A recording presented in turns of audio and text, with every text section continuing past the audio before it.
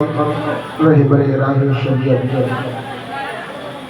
جانشین حضور فیض العارفین مسند حضور تاج الصوفیہ حضرت علامہ قاری صوفی ضیاء اللطیف صاحب قبلہ مقبول اللہ العلی والنورانی منبر نور پر جلوہ فرما علماء اکرام و شعراء اعظام سامنے بیٹھے ہوئے سامنے اکرام السلام علیکم ورحمۃ اللہ تعالی وبرکاتہ۔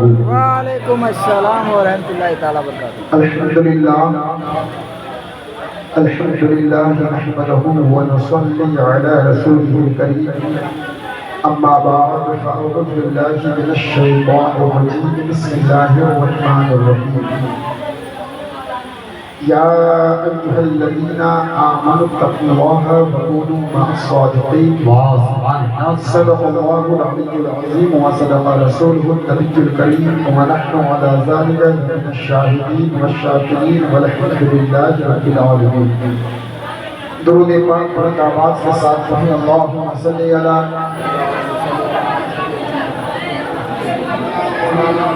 وعلى آل سيدنا مولانا محمد وبارك وسلم صلوا عليه الصلاة والسلام عليك يا رسول الله صلى الله عليه وسلم۔ حضرات، یہ عاشقوں کی محفل ہے اور عاشق کا مقام بہت بلند ہوتا ہے۔ جو عشق میں اپنے آپ کو مٹاتا ہے وہ وقت کا آفتاب و مہتاب تو عشق میں ڈوب کر آپ لوگ سمجھے گا۔ حضرت بیدر شاہ وارسی تمام عاشقوں کو مخاطب ہو کر فرماتے ہیں جب عشق میں اپنی ہستی کا احساس مٹایا جاتا ہے۔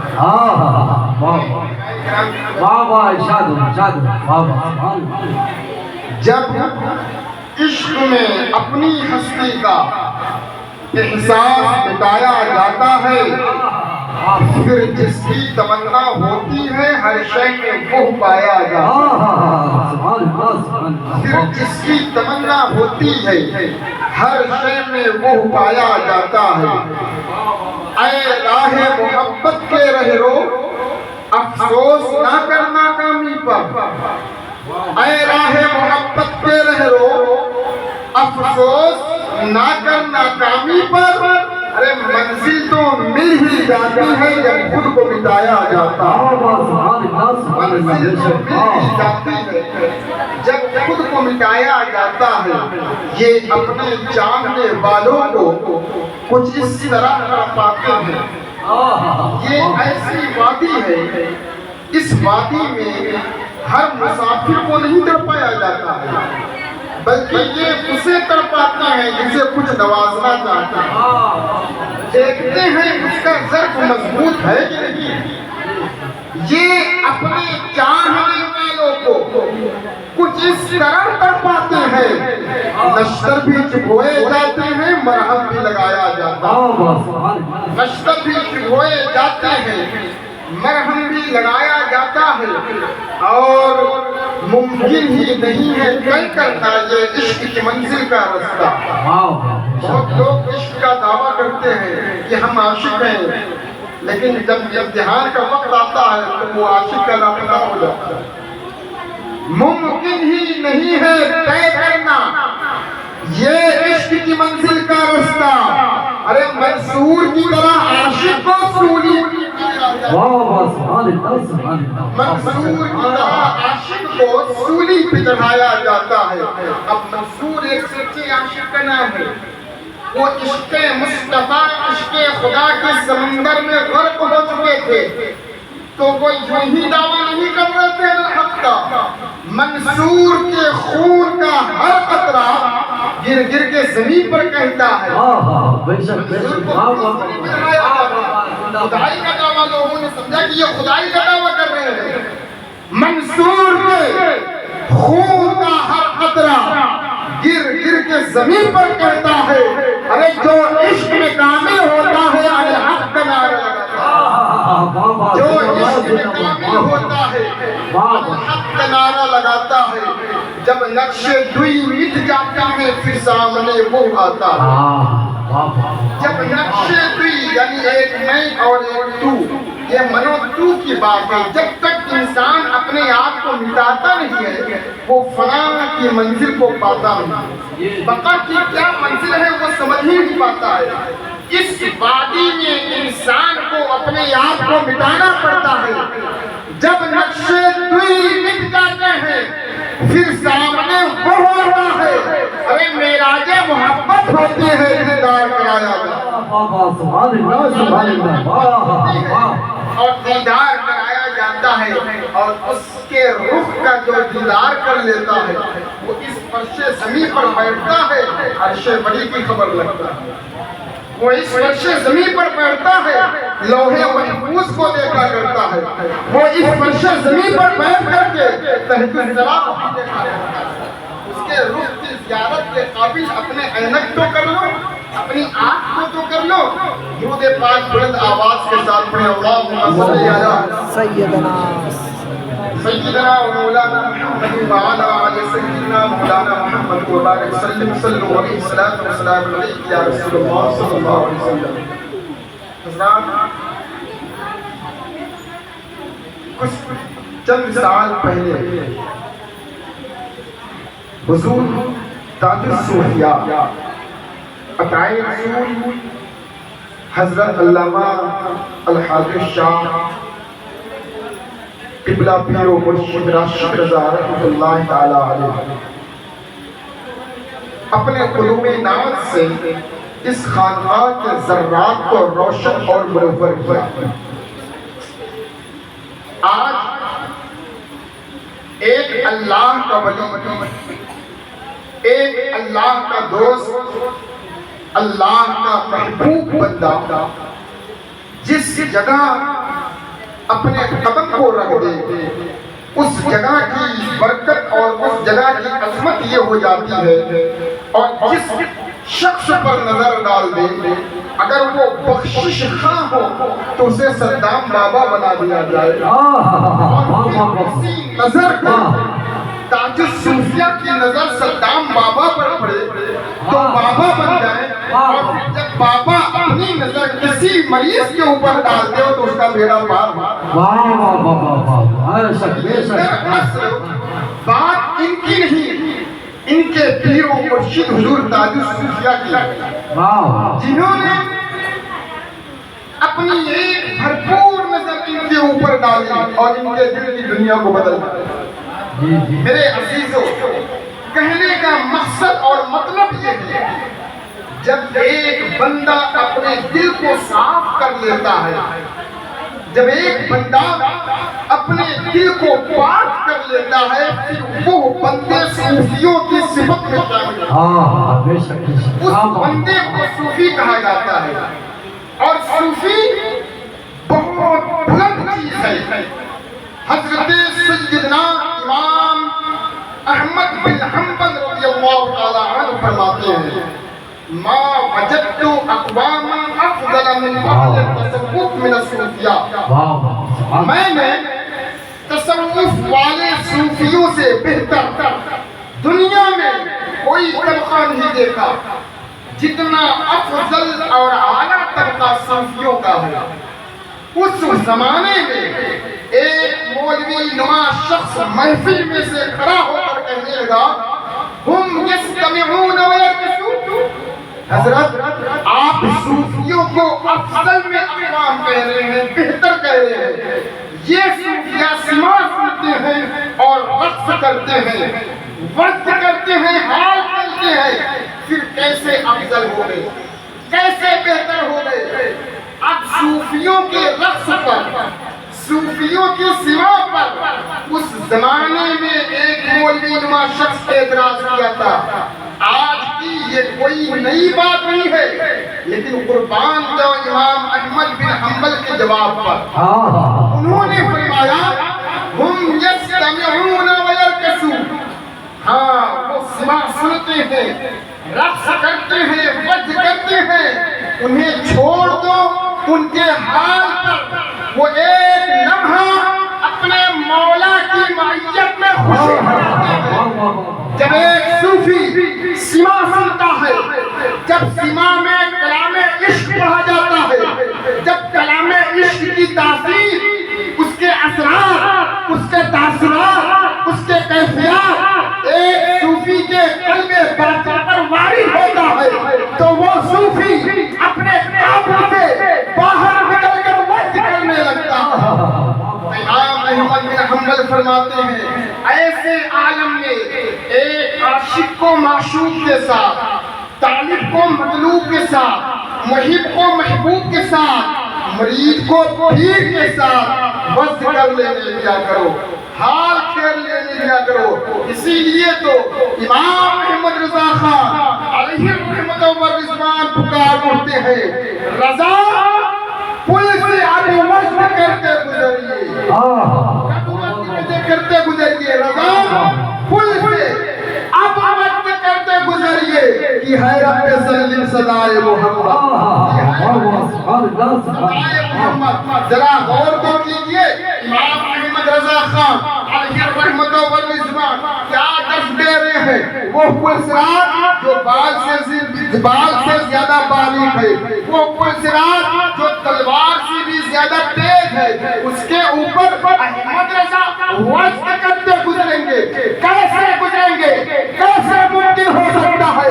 ہاں ممکن ہوگا جب میرا حبیب اللہ کا پیغمبر، تمام نبیوں کے سردار، رب حبلی امتی، رب حبلی امتی، رب حبلی امتی کا ترانے گنگنا رہے ہوں گے، اپنے امتیوں کی بخشش کے لیے دعا کر رہے ہوں گے۔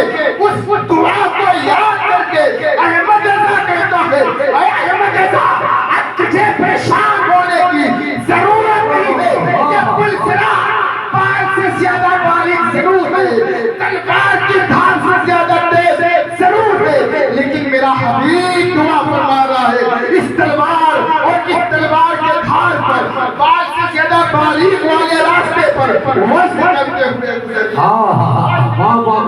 رضا پل سے اب وصل کرتے گزریے، کہ ہے رب سلم صدائے محمد، کہ ہے رب سلم صدائے محمد۔ میرے عزیزوں، یہ صوفیوں کی محفل ہے، صوفیوں کی عظمت کتنی پاکیزہ ہے۔ حضرت صوفیاء کرام جو ان کے اعمال ہوتے ہیں، سیدنا شیخ شبلی رضی اللہ تعالی عنہ فرماتے ہیں کہ صوفی وہ ہوتا ہے جو اس جہاں میں اللہ کے علاوہ کسی اور کو دیکھتا ہی نہیں۔ ایک صوفی کی نظر اپنے مالک حقیقی پر ہوتی ہے۔ جب صوفیہ ذکر کرتے ہیں لا الہ الا اللہ، اس سے پہلے اپنے قلب کی صفائی کرتے ہیں۔ یہ قلب بالکل گندا ہو چکا ہے، غلط لوگوں کی صحبت کرتے کرتے، غلط لوگوں کے ساتھ بات کرتے کرتے، غلط لوگوں کے ساتھ رہتے رہتے، برائی کرتے کرتے، جھوٹ بولتے بولتے، تو صوفیاء کرام سب سے پہلے کیا کام کرتے ہیں؟ اپنے قلب کی صفائی کرتے ہیں۔ اور اس کا آسان ترجمہ صوفیوں نے کیا ہے، لا معبود، اے مولا تیرے سوا کوئی معبود نہیں ہے، لا مقصود، اے مالک تیرے سوا کوئی مقصود نہیں ہے۔ پھر اللہ کا ضرب اپنے قلب پر مارتے ہوئے کہتے ہیں، لا موجود، اے مالک اب اس دل میں تیرے سوا کوئی موجود نہیں ہے۔ جب ایک شخص کے دل میں خدا کے سوا کوئی موجود نہیں رہتا، پھر اس کے دل پر اللہ اپنے انوار کو وارد کرتا ہے۔ جب اللہ کے نور کسی کے قلب میں منتقل ہو جاتا ہے، پھر اس بندے کا حال یہ ہوتا ہے کہ جس بندے پر وہ اپنی نظر ڈال دیتا ہے، اگر وہ مفلس و نادار ہو تو وہ ان کا تاجدار ہے۔ صوفیوں کی صفت رکھی ہے، صوفیوں کی یہ عظمت ہے۔ معلوم ہے تصوف کیا ہے؟ تصوف اقدار غصہ کا نام ہے، تصوف باطن کی صفائی کا نام ہے، تصوف قلب کی طہارت کا نام ہے، تصوف اچھے اخلاق کا نام ہے، تصوف لوگوں کے ساتھ رویوں کی خوبصورتی کا نام ہے، تصوف دل کو اللہ کے ساتھ وابستہ کر لینے کا نام ہے، دل سے ہر غیر کو نکال دینے کا نام تصوف ہے۔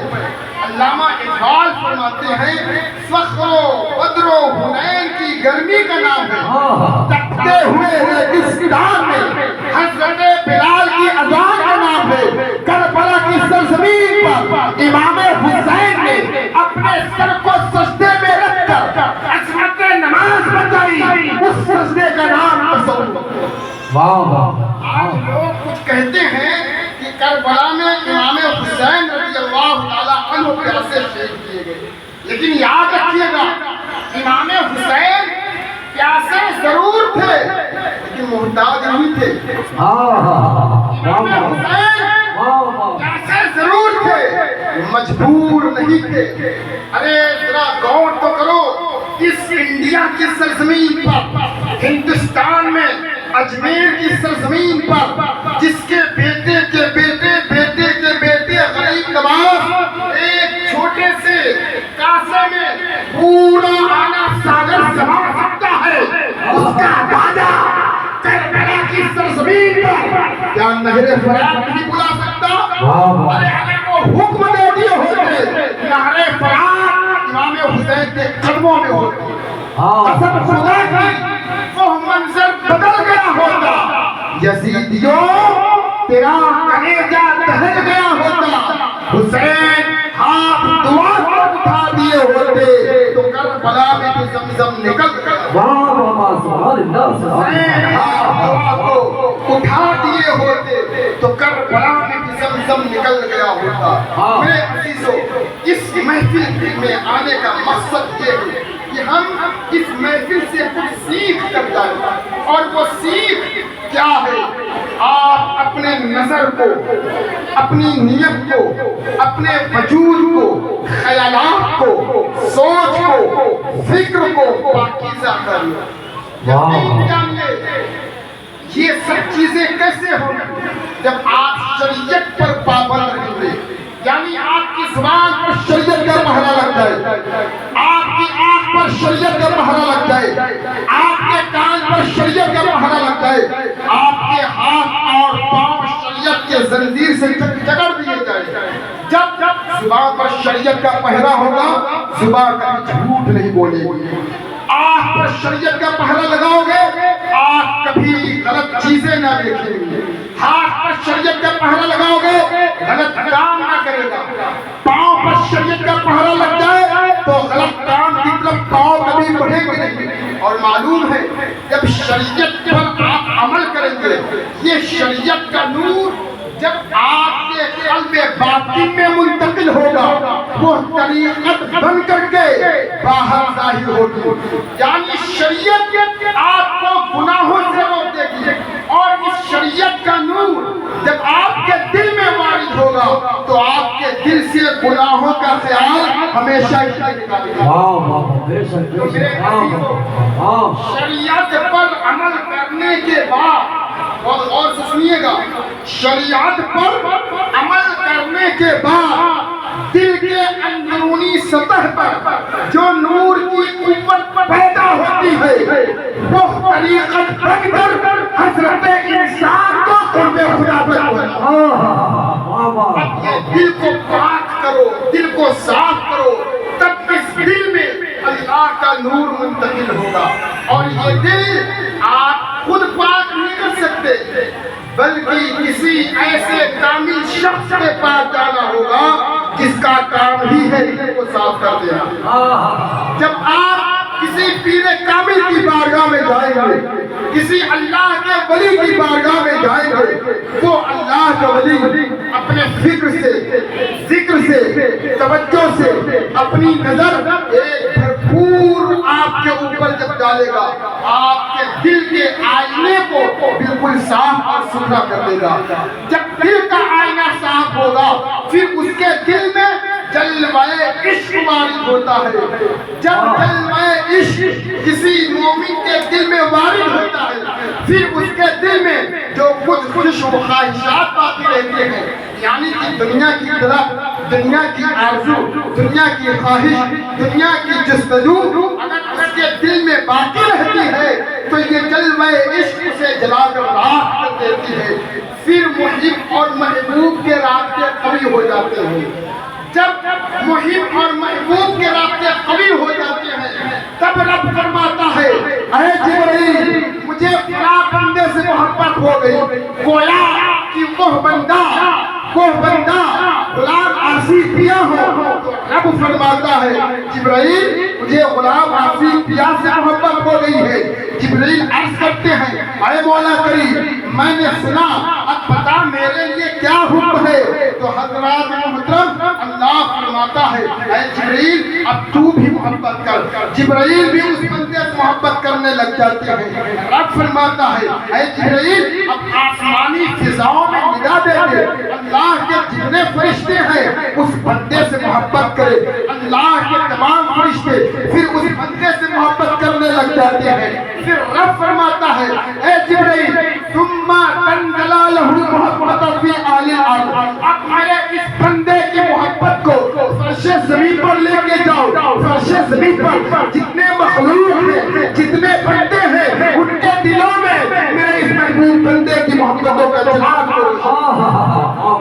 میرے عزیزو پھر اللہ کے اس محبوب بندے کی محبت کو مومنوں کے دلوں میں روشن کر دیا جاتا ہے، اور یہ محبت ہر ایک کسی کے دل میں نہیں ڈالا جاتا ہے بلکہ اسی کے دل میں ڈالا جاتا ہے جس کا دل پاک صاف ستھرا ہوتا ہے، کیونکہ یہ ولی کی محبت ہے۔ تو ولی کی محبت کو ہر دل میں نہیں ڈالا جائے گا۔ بہت سارے لوگ بیگانہ ہو کر کے گھوم رہے ہیں، مارا پھر رہے ہیں، ولیوں کی عظمتوں کے خلاف باتیں کرتے ہیں، ولیوں کی عظمتوں کے چراغ کو بجھانے کی کوششیں کرتے ہیں۔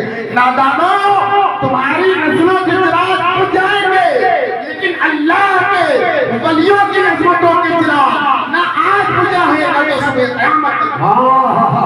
زندہ باد، زندہ باد۔ میں دعا کرتا ہوں کہ اللہ رب العزت اس محفل میں آئے ہوئے تمام مرد اور عورت حضرات کو دنیا کی تمام برائیوں سے، نجاستوں سے، غلاظتوں سے، گناہوں سے محفوظ فرمائے۔ نعرہ تکبیر، نعرہ رسالت۔ حضرت مولانا ناصر حسین صاحب قبلہ شاعر ہندوستان محترم اعظم رضا گولوی صاحب قبلہ، نعرہ تکبیر، نعرہ رسالت۔ اللہ رب العزت کی بارگاہ مقدس میں دعا ہے ہمارے بولنے میں اور آپ حضرات کے سننے میں کسی قسم کی لغزش ہوتی ہوئی ہو، اپنے فضل سے اپنے حبیب صلی اللہ علیہ وسلم کے صدقہ